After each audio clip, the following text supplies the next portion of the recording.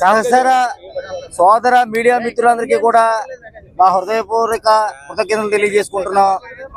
సరే, ఈరోజు Sarpavaram police station దగ్గరికి ఒక ఫిర్యాదు చేయడానికి వచ్చాం.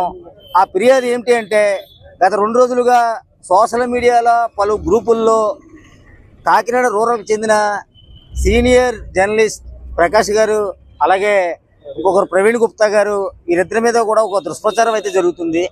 సరే, ఆ దుష్ప్రచారం మీద మేము కూడా ఫిర్యాదు చేద్దామన్న ఉద్దేశంతో ఉన్నాం.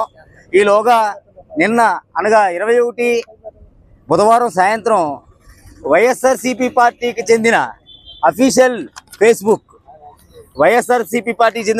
ఫేస్బుక్ ఏదైతే ఉందో, వైఎస్ఆర్సీపీ కాంగ్రెస్, వైఎస్ఆర్ కాంగ్రెస్ పార్టీ, వైఎస్ఆర్సీపీ అని చెప్పేసి దీంట్లో ఒక పోస్ట్ వచ్చింది. ఆ పోస్ట్ ఏం చెప్తుందంటే, కాకినాడ రూరల్ ఎమ్మెల్యే గారు అండతో జర్నలిస్టులు రౌడీలు అవతారు వెత్తారు. టీడీపీ జర్నలిస్టు కొందరు ప్యాకెట్ క్లబ్లు, బెల్ట్ షాపుల వద్దకు వెళ్ళి రౌడీ మామూలు వసూలు చేస్తున్నారని ఆయన ఎవరైతే ఎమ్మెల్యే గారు అన్నదండలతో వీళ్ళిద్దరూ కూడా చాలా రౌడీ టైప్లో బిహేవ్ చేస్తున్నారనే ఉద్దేశంతో ఈ పోస్ట్ ఉంది. ఇది పోస్టు సాధారణంగా వైఎస్ఆర్సీపీ పార్టీకి చెందిన అభిమానులు లేకపోతే వ్యక్తులు అలాంటి ఎవరు పెట్టినా మేము దీన్ని పెద్ద పట్టించుకోకపోదు. కాకపోతే ఇది వైఎస్ఆర్సీపీ పార్టీకి చెందిన అఫీషియల్ ఫేస్బుక్ పేజీలో వచ్చింది. అంటే జగన్మోహన్ రెడ్డి గారు, మీరు ఎలాంటి పోస్టులు పెట్టిస్తున్నారా రిపోర్టర్ల మీద? మీకు జర్నలిస్టులు అంటే ఎంత లోకువా? జర్నలిస్టులు మీకు రౌడీల కింద కనబడుతున్నారా? మీరు త్వరలోనే పాదయాత్ర అని చెప్తున్నారు, గతంలో పాదయాత్ర చేశారు. మీ పాదయాత్రలో ఇతరత్ర కార్యక్రమాలు మేము ఎన్ని కవర్ చేయట్లేదు.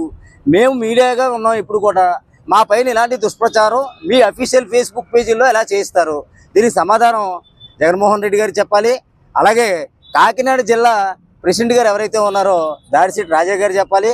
అలాగే మా స్థానిక మాజీ ఎమ్మెల్యే గారు కురసాల కన్నబాబు గారు, ఇప్పుడు ఉత్తరాంధ్ర రీజనల్ కోఆర్డినేటర్గా కూడా ఉన్నారు, ఆయన కూడా చెప్పాలి. మేమేం కోరుకుంటున్నాం అంటే, మీకు జర్నలిస్టులు ఎలా కనిపిస్తున్నారు? మీకు జర్నలిస్టులు రౌడీల కింద కనపడుతున్నారా? మీకు రౌడీల కింద కనిపిస్తున్నారని చెప్పేసి మీ ఫేస్బుక్ పేజీల్లో, మీ అఫీషియల్ ఫేస్బుక్ పేజీల్లో ఇలా పోస్టులు మాపై పెట్టిస్తారా?